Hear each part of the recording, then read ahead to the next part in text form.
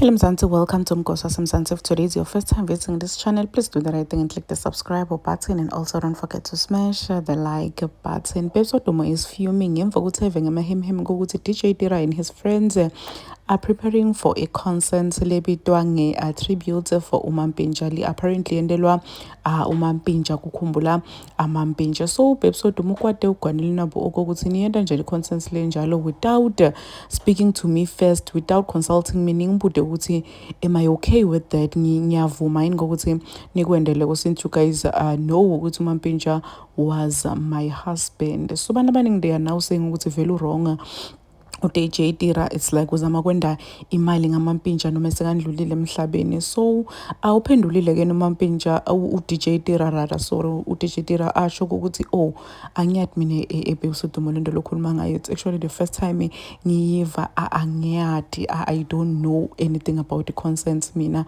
Wathi Babes Wodumo ngicela ukukhulumisa abafana bakho because the people who are organizing for this event they are under wena abafana bakho, ngicela ukuthi bakhulumise or else but nami. So most people they were actually saying ukuthi cha vele baya understand why Babes Wodumo kumkwatisa lokho, because this was her husband. So uma abantu ba prepare something for her late husband, kufanele bamadise yena, ngeke bamane bende miqimbi bende ma-events without letting her know, without informing her ukuthi this is what we want to do. Do you agree ekutheni siyende le nto le or angeke uze uphatheke kahle uma singayenda? Please do comment what you think below down in the comment section. Don't forget to hit the notification bell so that you can be notified whenever I upload a new video. This is the end of my video. I am signing out. Goodbye.